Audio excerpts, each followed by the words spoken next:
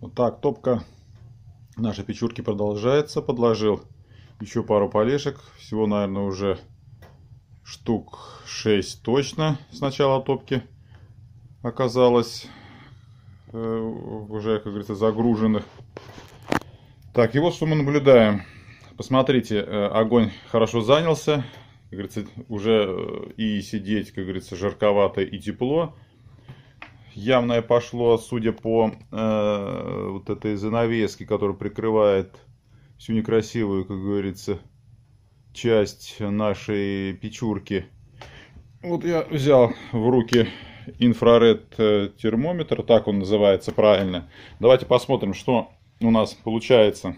Вот я открыл задвижку летнего хода.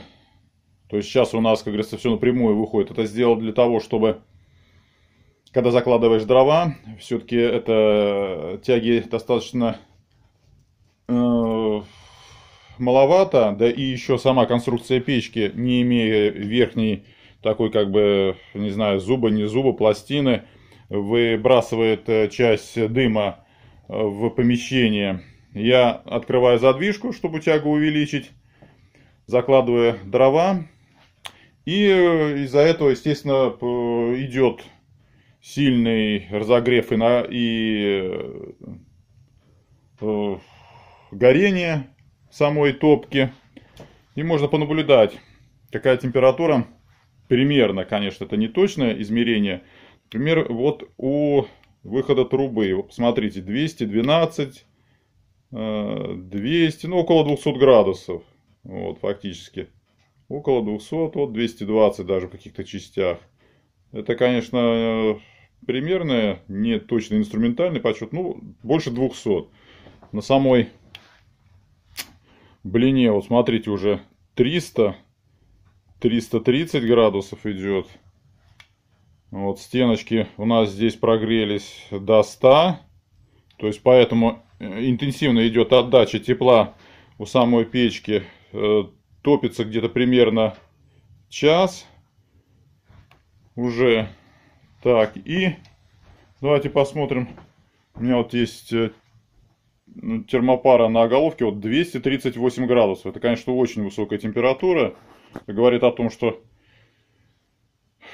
тепло уходит в атмосферу. Кстати, сейчас день очень замечательный. У нас здесь под окном поспело и уже, как говорится, пожирается воришками, сороками облепиха. Наверное, из-за того, что полное безветрие и вышло солнышко в наш сентябрьский день, как-то разгоралась печурка не очень интенсивно. Полное безветрие. Ну, давайте закроем задвижку к летнего хода. Вот, и посмотрим, как начнет падать температура уже на оголовке. Потому что вот было где-то 200, ну, около 240, 234. Вот смотрите, она сразу начала падать ниже, ниже, ниже, ниже, ниже. Вот пройдет буквально каких-то, может, минут 10. Я опять включу камеру, и мы увидим, что вот если бы у нас не было накопительного щитка. Так, сколько здесь? А, вот он, посмотрите, 200, да, даже 270 показывает. Все-таки, да, вот смотрите, нагрелась. Она, конечно, прогревается постепенно, даже 270, ну, больше 200 градусов, 230 даже где-то. Ну, думаю, температура реально печных газов больше 230 градусов, потому что это температура трубы, которая соединяет накопительный щиток с печным камином.